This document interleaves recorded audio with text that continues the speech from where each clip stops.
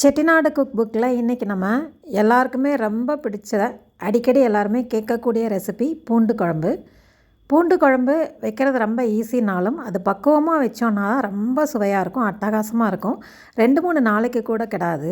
இந்த பூண்டு குழம்பு இட்லி, தோசை, ஆப்பம் எல்லாத்துக்குமே ரொம்ப சூப்பராக இருக்குங்க. இது ஒன்று இருந்தால் போதும், வேறு எதையுமே தேட மாட்டாங்க. அவ்வளோ ஊறுப்பான சாதம் கூட இதை வச்சு சாப்பிட்றலாங்க. வேறு சைட் டிஷ் கூட வேண்டாம். சுட்டா பழமும் பூண்டு குழம்பும் அதுக்கு ஈடு இணை எதுவுமே கிடையாதுங்க. அற்புதமான இந்த பூண்டு குழம்பு எப்படி வைக்கிறது அப்படிங்கிறத இந்த வீடியோவில் விளக்கமாக சொல்லியிருக்கேன். இதனுடைய நற்குணங்கள், இந்த பூண்டுனால் நமக்கு ஏற்படக்கூடிய நல்ல குணங்களும் சொல்லியிருக்கேன். வீடியோவை ஸ்கிப் பண்ணாமல் முழுமையாக பாருங்கள். வாங்க வீடியோக்குள்ளே போகலாம்.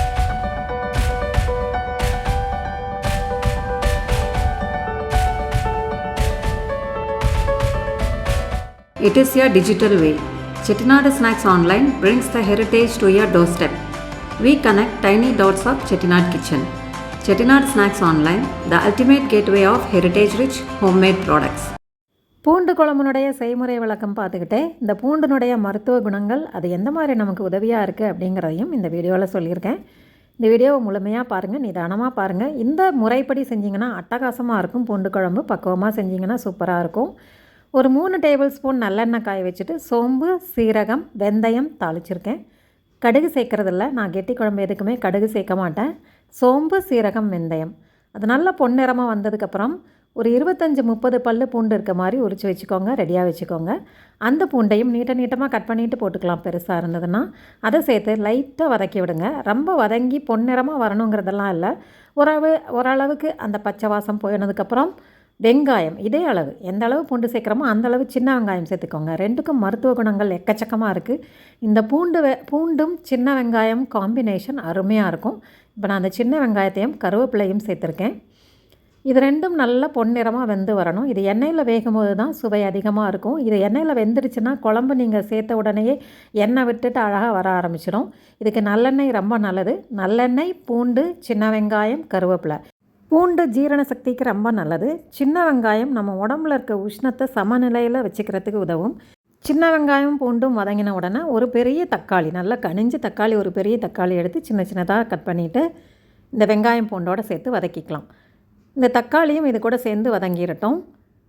இப்போது தக்காளி சேர்த்த உடனே இந்த குழம்புக்கு தேவையான உப்பையும் சேர்த்துருங்க.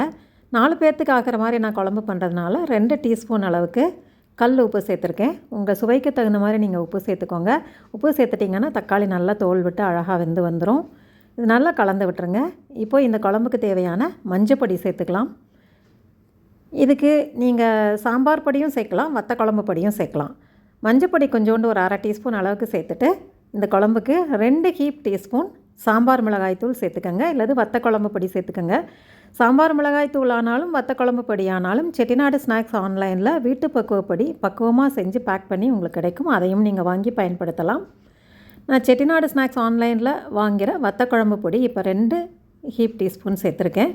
ஒரு எலுமிச்சம்பழம் அளவுக்கு புளி எடுத்து ஊற வச்சுருக்கேன். இது நல்லா கரைச்சி வடிகட்டிட்டு சேர்த்துடலாம். புளியில் இது நல்லா வெந்து வரும்போது சுவை நல்லா அட்டகாசமாக இருக்கும்.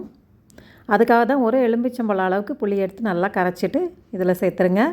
சேர்த்துட்டு இந்த குழம்புக்கு தேவையான தண்ணி சேர்த்துருங்க. தண்ணி ஓரளவு தாராளமாக சேர்த்து நல்லா வெந்து வர விட்டுட்டிங்கன்னா அட்டகாசமாக இருக்கும். இது நல்லா வேகணும். வெங்காயம், பூண்டு, தக்காளி எல்லாமே நல்லா மசிஞ்சு வெந்து வந்துடுச்சுன்னா சூப்பராக இருக்கும். பூண்டு கொஞ்சம் பெருசாக சேர்த்துட்டிங்கன்னா எடுத்து வச்சு சாப்பிட்றதுக்கு ரொம்ப நல்லாயிருக்கும். அதனால் ரொம்ப குட்டி குட்டியாக சேர்க்காதீங்க. கொஞ்சம் பெருசாகவே முழுசாக கூட சேர்த்துக்கலாம். ரொம்ப பெருசாக இருந்ததுன்னா 2 கட் பண்ணிவிட்டு சேர்த்துக்கலாம். அது கொதிக்கும் போதே அந்த எண்ணெய் அப்படியே நல்லா விட்டுட்டு வந்துடும். நல்லெண்ணெய் நம்ம சேர்த்தோம் இல்லையா, அந்த எண்ணெய் அப்படியே விட்டு வரும். இந்த நல்லெண்ணெய் சின்ன வெங்காயம், பூண்டு சேர்க்குறதுனால தான் இந்த குழம்பு ரொம்ப ஸ்பெஷல். பூண்டு சாதாரணமாக நிறைய சாப்பிட மாட்டோம். இந்த மாதிரி குழம்புல இருக்கிறத எடுத்து வச்சு சாப்பிட்டு பாருங்கள், ரொம்ப அட்டகாசமாக இருக்கும். அந்த காலத்தில் பெரியவங்கள்லாம் பார்த்திங்கன்னா தண்ணி விட்ட சாதம் அதை ஒரு பிளேட்டில் போட்டுட்டு கொஞ்சம் மோர் விட்டு உப்பு போட்டு நல்லா பிசைஞ்சிட்டு நல்லா பிழிஞ்சிடுவாங்க. அந்த சாதத்தை நல்லா ஒரு கைப்பிடி எடுத்து நல்லா பிழிஞ்சிட்டு இந்த பூண்டில் ஒரு 2-3 பூண்டு எடுத்து நடுவில் வச்சு சாப்பிட்டு பாருங்கள். ஆஹா, அட்டகாசமாக தேவாமிரதமாக இருக்குங்க. ரொம்ப அற்புதமான சுவையோட மோர் சாதத்துக்காக இருந்தாலும் டைரெக்டாக சாதத்தில் போட்டு சாப்பிட்றதுக்கும் ரொம்ப சுவையாக இருக்கும்.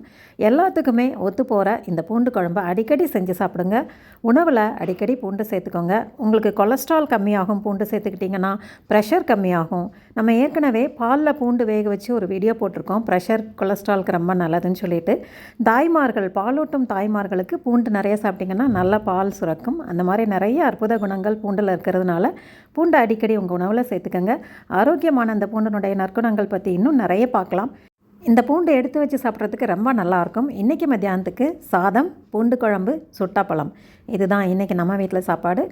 ரொம்ப விருப்பமாக இருந்ததுன்னா வாங்க எல்லோரும் பகிர்ந்து சாப்பிட்லாம். இந்த சேனல் உங்களுக்கு ஃபஸ்ட் டைம் பார்க்குறவங்களா இருந்ததுன்னா செட்டிநாடு குக் புக்குக்கு சப்ஸ்கிரைப் பண்ணிக்கோங்க. ஆத்தென்டிக்கான பாரம்பரிய சுவையில் அப்படியே அனுபவபூர்வமாக உங்களுக்கு வீடியோஸ் நிறைய போஸ்ட் பண்ணிகிட்ருக்கோம். ஃபஸ்ட் டைம் பார்க்குறவங்க சப்ஸ்கிரைப் பண்ணிக்கோங்க. லைக், கமெண்ட், ஷேர்லாம் பண்ணுங்கள். தேங்க்ஸ் ஃபார் வாட்சிங்.